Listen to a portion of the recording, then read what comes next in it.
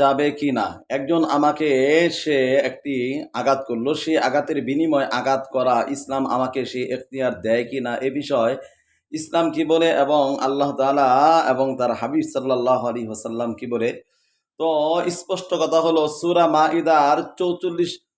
মাইদার ৪৫ নম্বর আয়াতে স্পষ্ট ভাষায় বলে দিয়েছেন, ওয়া কাতাবনা আলাইহিম ফিহা আন্নান নাফসা, যদি কোনো ব্যক্তি সে হত্যার প্রতিশোধ নিতে চায় তাহলে অবশ্যই নিতে পারবে।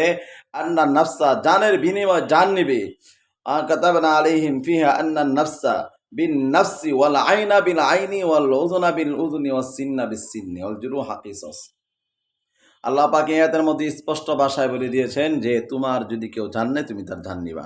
কেউ যদি এরকম করে কারো যদি একটি নাক নষ্ট করে তুমি একটা নাক নষ্ট করে দিবা। কেউ যদি তোমার একটি দাঁত নষ্ট করে তাহলে তুমি দাঁত নষ্ট করে দিবা।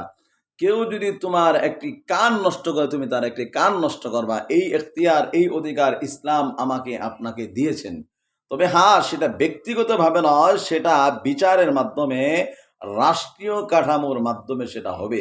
যেহেতু আমাদের দেশ বর্তমান ইসলামী হুকুমতে পরিচালিত হচ্ছে না, তাই এই কাজ আসলে এখন করা যাবেও না বা আমাদের দেশের আইন তা করে না। কিন্তু বাস্তবতায় এমন যদি হতো যে যদি একজন মানুষকে হত্যার বিনিময়ে কোরআন যে বলছে, ইয়া আইয়ুহাল্লাযীনা আমানু কুতিবা আলাইকুমুল কিসাসু ফিল কাতলা আল হুররু বিল হুররি ওয়াল আবদু বিল আবদি ওয়াল উনসা বিল উনসা। কোরআন বলে দিয়েছে কিসাসের কথা, হত্যার কথা। কেউ হত্যা করলে তার বিনিময়ে তাকে হত্যা করো। কোরআন বলে দিয়েছে যদি একজন আবেদকে হত্যা করে তাহলে একজন আবেদকে হত্যা করো। একজন গোলামকে কেউ যদি হত্যা করে বিনিময়ে আরেকজন গোলামকে হত্যা করা হবে।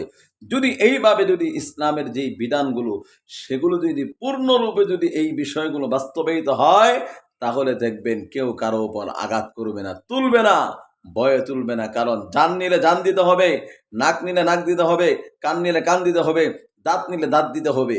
অতএব ইসলাম এটা বলেছে বৈধ, ডাইরেক্টলি কোরআনের আয়াত, সূরা মাইদার ৪৫ নম্বর আয়াত। অপর দিকে আল্লাহর হাবিব সাল্লাল্লাহু আলাইহি ওয়াসাল্লামের আরেক বাণী আছে, যদি কেউ যদি সেটা মাফ করে দেয় সেটা তার ব্যক্তিগত ব্যাপার, কিন্তু বিনিময়ে বদলা, কিসাসের বিনিময়ে কিসাস নিতে পারবে। জুলুম করা যাবে না। আপনাকে একটা ঘুষি দিয়েছে ১ কেজি ওজনের, আপনি ২ কেজি দিতে পারবেন না, ১.৫ কেজি দিতে পারবেন না, ১ কেজি ৫০ গ্রাম দিতে পারবেন না। পরিমাণ মতো সমান দিতে হবে, বেশি দেওয়া যাবে না।